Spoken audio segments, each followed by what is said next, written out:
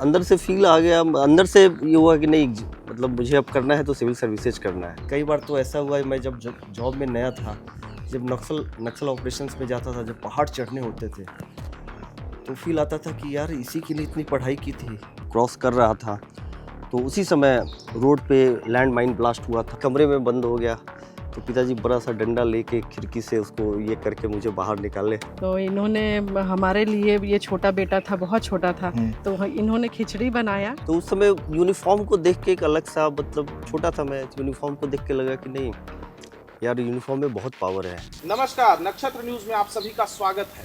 मैं हूं नितेश रंजन और आप देख रहे हैं हमारा खास कार्यक्रम सफर जिंदगी का।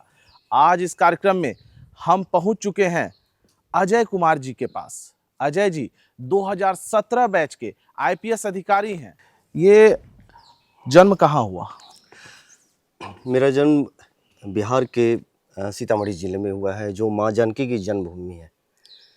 और वहीं शहर में माँ जानकी का जो मंदिर है, उस मंदिर से बस महज कुछ ही 500 मीटर पे मेरा घर है। वो अच्छा, जन्म हुआ। पिताजी क्या करते थे? पिताजी बिजनेसमैन थे, मेरे दादाजी भी बिजनेस करते थे। किस चीज़ का व्यापार था? फूड ग्रेन्स के, होलसेल फूड ग्रेन्स का बिजनेस था। चावल, चूड़ा, ये सब का होलसेल का बिजनेस है। घर में कितने भाई बहन हैं? मेरे अलावा 3 भाई हैं, एक बड़ी बहन है और सभी लोग वहीं सीतामढ़ी में ही रहते हैं अभी वर्तमान में सीतामढ़ी।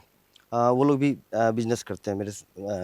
मेरे से 2 बड़े भाई हैं और वो बिजनेस करते हैं। एक छोटा भाई है, वो भी बिजनेस ही करता है। सभी लोग बिजनेस में? जी, सभी लोग बिजनेस में। आपकी पढ़ाई जो है वो अगर स्टार्टिंग से हम बात करें तो कहाँ हुई? पढ़ाई शुरू से सीतामढ़ी में ही हुई। गवर्नमेंट स्कूल में, लक्ष्मी हाई स्कूल मेरा स्कूल था और जहाँ पे मेरी स्कूलिंग हुई है। और फिर वहीं से वो +2 भी हुआ। फिर सरकारी विद्यालय से ही? सरकारी विद्यालय से मैंने पढ़ाई शुरू से किया। पढ़ाई होता था विद्यालय में सरकारी? एकदम, वहाँ पे बहुत सारे, मुझे अभी भी याद है, पूर्वे जी हमारे जो टीचर थे और हमारे रामचंद्र सिंह हमारे जो हेड मास्टर थे और कई सारे टीचर्स थे। निसंदेह बहुत अच्छी पढ़ाई होती थी सभी विषयों की, चाहे वो हिंदी हो, इंग्लिश हो, मैथ्स हो, सोशल साइंस का हो। बहुत अच्छे से पढ़ाते थे और चीज़ों को समझाते थे, ऐसा कि ट्यूशन अलग से लेने की आवश्यकता नहीं होती है। क्लास में ही सारी चीज़ें समझ में आ जाती थी। अच्छा, तो 12 तक की पढ़ाई के बाद फिर क्या कुछ रहा? 12 तक की पढ़ाई के बाद फिर सोचा कि मैंने फिजिक्स, केमिस्ट्री और बायो लिया था +2 में, तो 1 साल मैंने मेडिकल का भी प्रिपरेशन किया। अच्छा। और मेडिकल का प्रिपरेशन करने 1 डेढ़ साल मैंने किया पटना में। कुछ आकर 1 डेढ़ साल में रहा भी। बट उसके बाद अचानक से मुझे ऐसा फील हुआ कि नहीं, मुझे मतलब कुछ और करना चाहिए। मुझे जब मैंने ग्रेजुएशन में एडमिशन ले लिया तो मुझे लगा कि नहीं, मुझे सिविल सर्विसेज की प्रिपरेशन, अंदर से ही वो आवाज़ आई कि नहीं, सिविल सर्विसेज की प्रिपरेशन करनी चाहिए। इसमें मैंने कोई जीवन में कोई ऐसी घटना घटी क्या?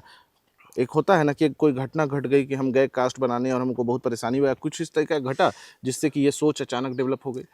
नहीं, मतलब एक बार मेरे मोहल्ले में कुछ मामला हुआ था किसी पड़ोसी के बीच में, उसमें पुलिस आई थी।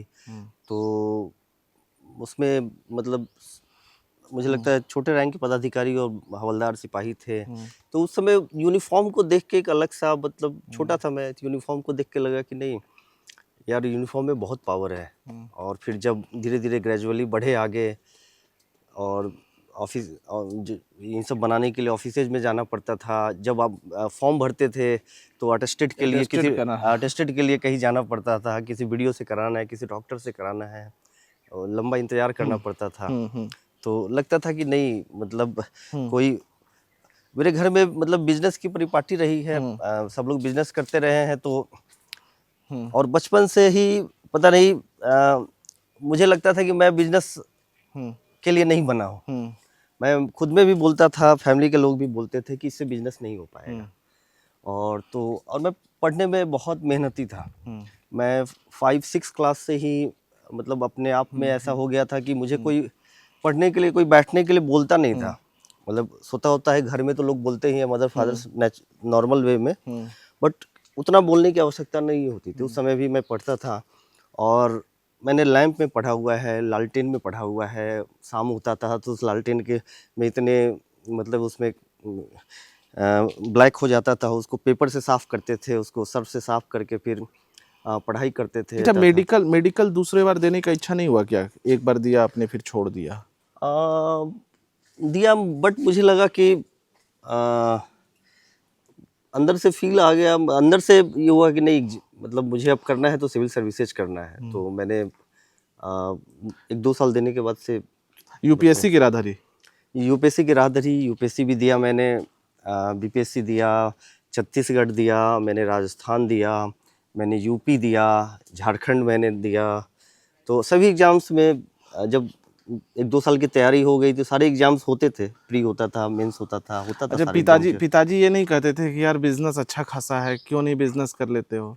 नहीं, पिताजी ने भी सपोर्ट किया, मेरे फादर ने भी, मेरे भाई थे, सब लोग, कंबाइंड बिजनेस ही था और सब लोग सपोर्ट करते थे। घर से बहुत सपोर्ट मिला, मेरे फादर्स का, ब्रदर्स का। खेलने का क्या शौक रहा? खेलने का बैडमिंटन खेलते थे, उसके अलावा बचपन में जो गांव, मतलब छोटे शहरों में होता है, गिल्ली डंडा है, कांच खेलते हैं वो है, लट्टू है, हाँ, और लट्टू है, और ये सब सारा रहा। मतलब क्रिकेट खेलते थे, क्रिकेट भी जाते थे दोस्त लोग के साथ में मैदान में खेलने के लिए, वो भी खेलते थे, संडे को संडे जाते थे। अच्छा, जो दोस्त रहे बचपन से, जो दोस्त रहे, वो दोस्त अभी हैं या? दोस्त लोगों का भी बहुत अच्छा सपोर्ट रहा। मेरे दोस्त अमित है, रंजीत है, बबलू है, दीपक है, मनीष है। तो दोस्त लोग हमें बहुत सपोर्ट करते थे। वो भी जब हम मैट्रिक के बाद जब इंटर में थे तो हम लोग कंपटीशन चलता था, कौन ज़्यादा पढ़ाई करता है। अच्छा, वो हम लोग रात भर शुरू करते थे, 8 बजे 9 बजे एक साथ बैठते थे, एक साथ ही गाँव थी घर पे, और एक साथ बैठते थे, और मतलब रात भर 3 बजे, सुबह 3 बजे 4 बजे तक ऐसे पढ़ते रहते थे। अच्छा, हाँ, मैंने सब लोग मिल के सारे लोग अपना अपना पढ़ाई किए, फिर उसके बाद आपस में क्वेश्चन का डिस्कशन हुआ रात में ही, वो ऐसे करके तो रात में ही टॉपिक वो तैयार हो जाता था तो सब्जेक्ट कंपटीशन में आप आगे थे या और भी लोग आगे थे? का। नहीं, सब लोग, एक मेरा दोस्त रंजीत है, वो काफ़ी अच्छा है पढ़ने में मेरे से, बट अनफॉर्चुनेटली फैमिली का सपोर्ट नहीं मिला उसको। अच्छा, फैमिली का सपोर्ट, इकोनॉमिक नहीं मिला, तो अभी बिजनेस कर रहा है। अब अगर बात करें तो जब जेपीएससी आपका हुआ तो उस वक्त जो है क्या फीलिंग्स है? चूंकि आप तमाम जगहों पर एग्जाम दे रहे थे और मुझे लगता है हो नहीं रहा था, जी जी। पीटी हो रहा होगा, मेंस नहीं, मेंस हो रहा होगा, इस टाइप से कुछ नहीं, situation? जेपीएससी से पहले मेरा बीपीएससी फाइनल हो चुका था। अच्छा, उसी सेम ईयर्स में 2010 में मेरा बीपीएससी का रिजल्ट यहाँ से 15-25 दिन पहले आ चुका था। अच्छा, वहाँ पे मुझे 4-5 नंबर कम हुआ था, तो मुझे लेबर सुपरिटेंडेंट मिला था। अच्छा, और पटना सचिवालय में जाके मैंने सारा वेरिफिकेशन भी करवा लिया था, और 2-3 जिला का प्रभार भी मुझे मिलने वाला था, मतलब पोस्टिंग होने ही वाली थी। तभी उसके 15 दिन के बाद, 20 दिन के बाद झारखंड का रिजल्ट आया, और रिजल्ट आया तो आई गॉट DYSP। तो फिर मैंने इसको ज्वाइन कर लिया यहाँ आकर। क्या रैंकिंग रहा था? 24 रैंकिंग रहा था मेरा। 24? जी। अच्छा, कुछ सवाल ऐसे जो आपको सर्विस में वहाँ पर पूछे गए हों और उसको आज भी आपके जहन में हो कि ये सवाल बड़ा अच्छा था? उस समय जब हम लोग सर्विस में आए थे तो नक्सल अपने चरम पे था पूरे स्टेट में, पूरे कई राज्यों में।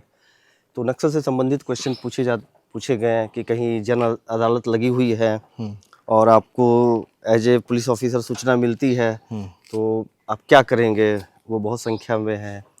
इसके अलावा मैं हिस्ट्री का भी स्टूडेंट्स रहा हूँ। अच्छा। तो हिस्ट्री से भी संबंधित कुछ क्वेश्चन पूछे गए थे। आज आप नक्सल को किस रूप में देख रहे हैं, या कभी कोई नक्सल मूवमेंट हुआ आपके साथ?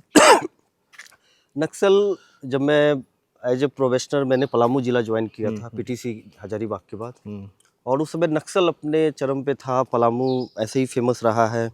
जब मैं वहाँ पहुँचा एज ए प्रोफेशनल के तौर पे तो अनूप टी मैथ्यू सर हमारे एसपी थे, और उन्होंने बहुत गाइड किया।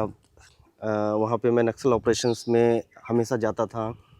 पांकी का अभी भी याद है, आबून, मतनाग, वो ताल और हेरंज वाला एरिया, वो जो लातेहार से सटा हुआ था, उस एरिया काफ़ी उस समय में चैलेंजिंग था। उसमें 3-3 दिन 4-4 दिन का ऑपरेशन हम लोग करते थे। उसी बीच में एक बार सतबरवा की तरफ मैं सुपरविज़न के लिए गया हुआ था। साइमल्टेनियसली बगल वाले लातेहार ज़िले में मेरा बैचमेट अनूप बराइक वहाँ पे एसडीपीओ था। वो जब क्रॉस कर रहा था तो उसी समय रोड पे लैंड माइन ब्लास्ट हुआ था और लगभग मुझे लगता है 7-8 फीट गड्ढा डेप्थ था और कम से कम 20 फीट लंबा एकदम पलामू और रांची जो हाईवे है उस पे वो आईडी ब्लास्ट हुआ था।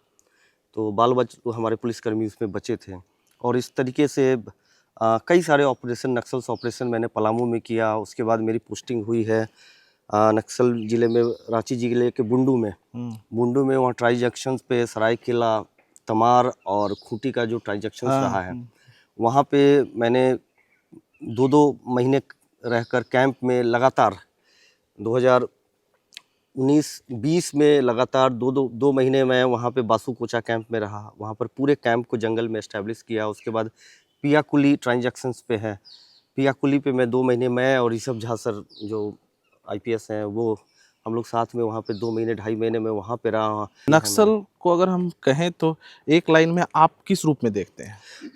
देखिए, कहीं ना कहीं ये एक सामाजिक असंतोष की वजह से उपजा हुआ हमारे बीच के भाइयों का ही वो क्षुब्ध विद्रोह रहा है।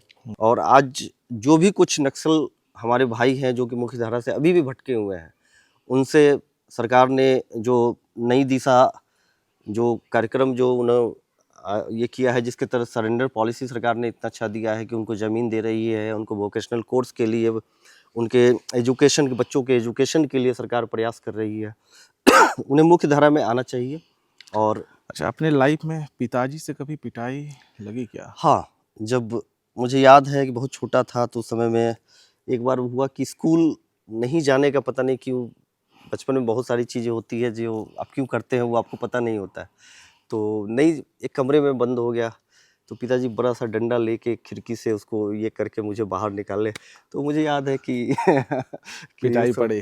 हाँ, और बट डर बहुत होता था। अभी के बच्चों में देखते हैं कि बच्चे बहुत लाड प्यार, हम भी अपने बच्चों को बहुत लाड प्यार करते हैं। अब इस कार्यक्रम में आईपीएस अजय जी की पत्नी खुशबू जी हमारे साथ होंगी और उनसे हम जानेंगे अजय जी के विषय में। मैडम, कैसा रहता है इनका? नमस्ते। कैसा व्यवहार रहता है? सर की व्यवहार तो बहुत अच्छी रहती है। ये बहुत ऑनेस्ट है अपने काम को लेकर के और फैमिली टाइम, इनका फैमिली टाइम ही रहता है हमारे साथ, बिल्कुल बच्चों के साथ बिल्कुल। जब वो घर पे होते हैं तो बिल्कुल हमारे फैमिली टाइम रहता है।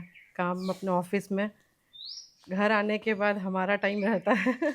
अमूमन देखने को ये मिला है कि वर्दी वाले जितने भी पदाधिकारी का हमने किया, जितने भी आईपीएस का किया, सबकी पत्नी को शिकायत रहती है कि भाई समय नहीं देते हैं, एनी टाइम जो है बाहर ही, फोन पे ज़्यादा।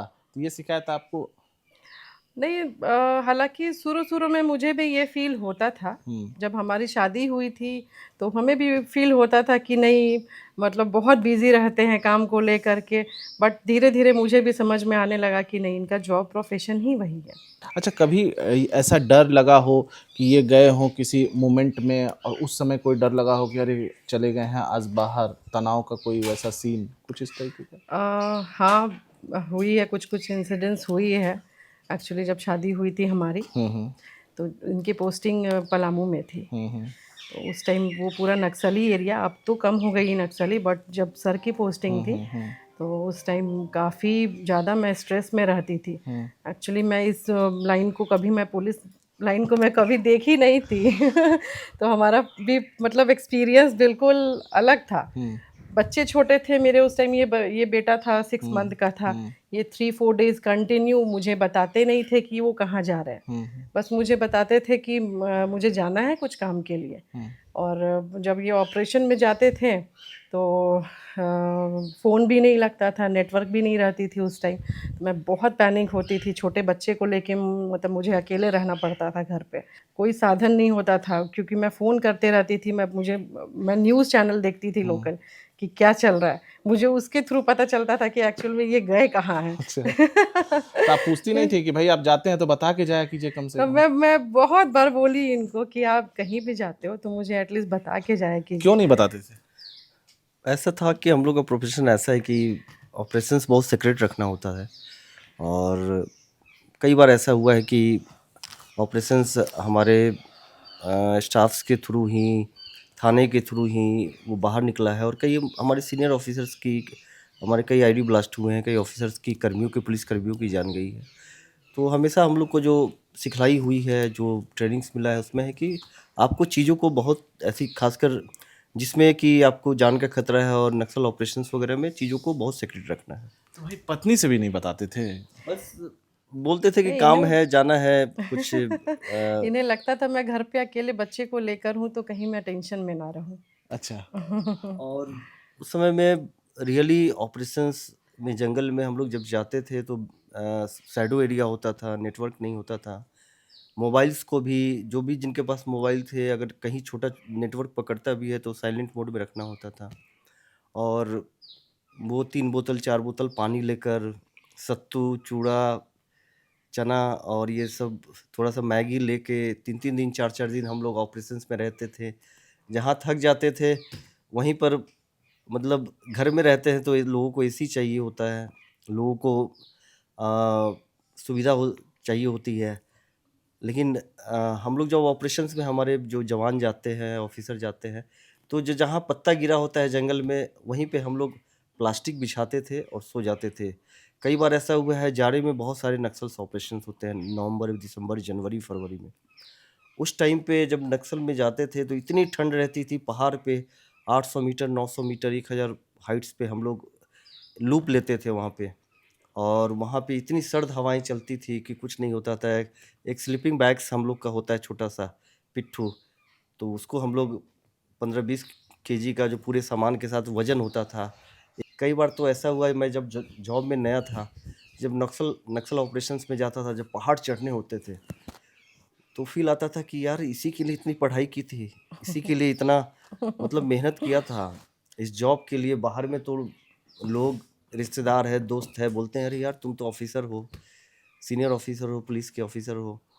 लेकिन और ये सब चीज़ आप आपके ये जॉब का पार्ट है और प्रोफेशनली हम लोग ये सब किसी से को बता भी नहीं सकते हैं, ना बताते हैं। आप के फादर क्या करते हैं? वो एक बिजनेसमैन है। बिजनेसमैन है। तो जब बिजनेसमैन है तो शादी जब ठीक हुआ, उन्होंने क्या कहा आपको?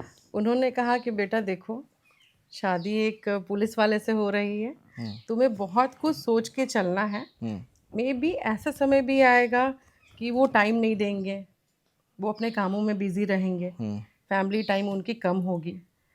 और उन्होंने एक वर्ड बोला था मुझे शादी के वक्त, शादी जब हमारी हो गई थी, कि बेटा देखो शादी के बाद बहुत सारी चीज़ें चेंज होंगी।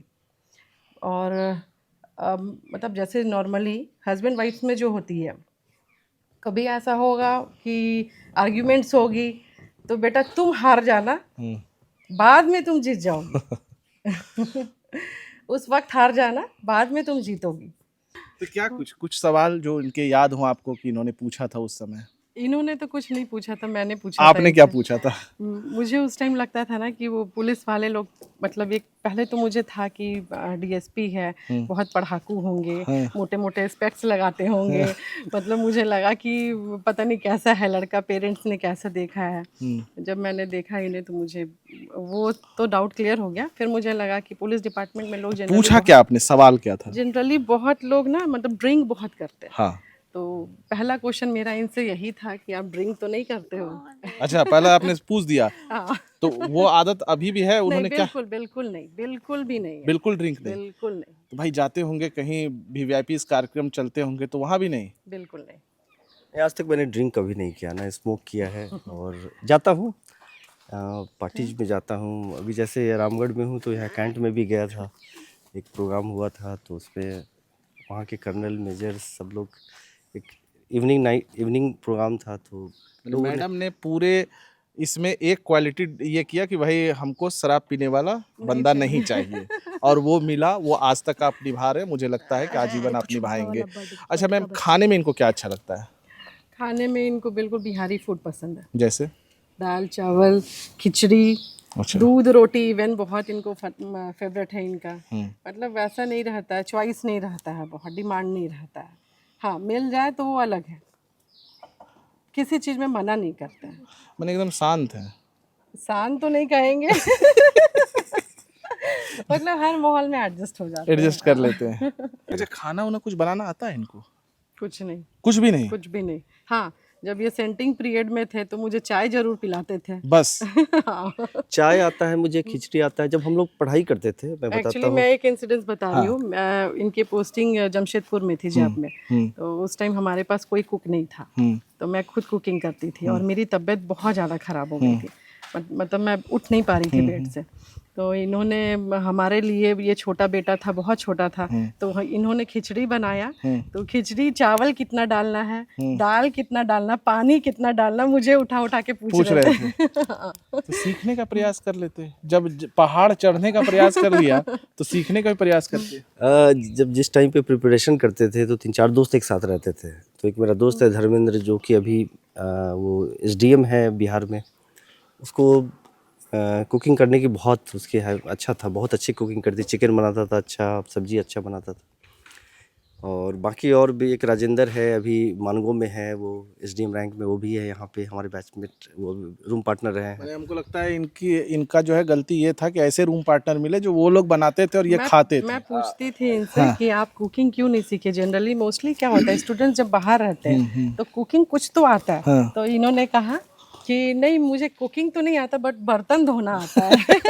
तो मैं ऐसा करता था कि बर्तन धोने में ज़्यादा स्किल की ज़रूरत नहीं होती है और एक लिमिटेड टाइम लगता है उसमें, तो मुझे ज़्यादा पढ़ाई करना होता था कि अगर सब्जी बनाऊंगा तो बार बार उठ के देखना होगा, ज़्यादा टाइम लगेगा या कोई और डिश बनाने में।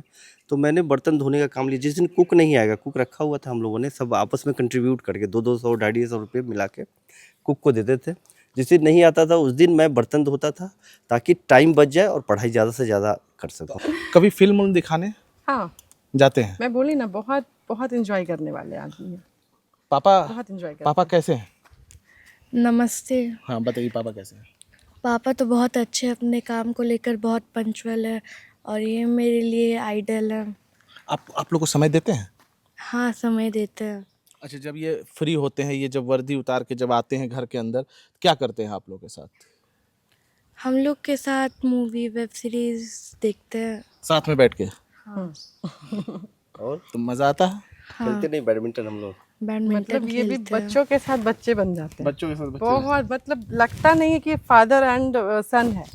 दोनों फाइट करना, बेड पे उठा पटक, वो सब कुछ बिल्कुल वो नहीं लगता है कि उनके फादर है ये। घर पे वर्दी के बाद वो एकदम पापा है। तो पिताजी को कभी हराते हैं या? हाँ, हरा देते हैं। हरा देते हैं। अभी जो है महिलाएं जो देख रही हैं, उनको क्या मैसेज देंगी? मैं ऐसे लोगों को मैं यही कहना चाहूँगी कि थोड़ा पेशेंस रखना चाहिए। शादी के बाद हर लड़कियों को लाइफ चेंज हो जाता है, बहुत सारी चीज़ें बदल जाती है। जो हमारा शादी से पहले रहता है वो शादी के बाद बहुत कुछ बदलता है। तो थोड़ा पेशेंस रखना चाहिए, चीज़ों को समय देना चाहिए, लड़कियों को हस्बैंड को टाइम देना चाहिए, हस्बैंड को समझना चाहिए, खुद को भी चेंज करना चाहिए। आप तैयारी करने वाले लोगों को क्या मैसेज देंगे? खुद पे विश्वास रखिए। और जब आपने एक बार गोल डिसाइड कर लिया, जब मैंने अपनी एक बार मैंने गोल डिसाइड कर लिया था, तो मैं सिविल सर्विसेज छोड़ के कोई एग्ज़ाम नहीं देता था।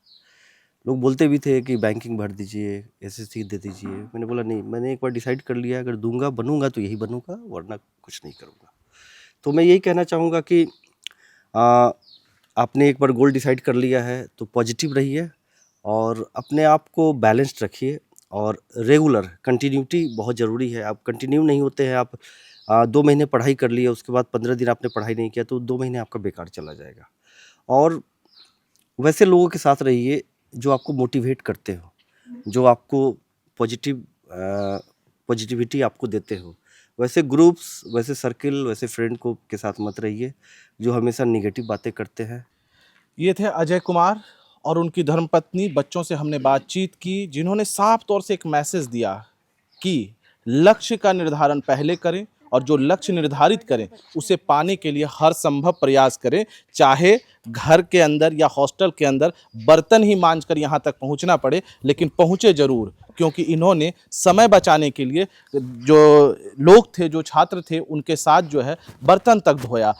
अगले दिन रुकेंगे किसी खास मेहमान के साथ, किसी खास दिन मुलाकात होगी आपसे दोबारा। तब तक के लिए दीजिए मुझे इजाज़त।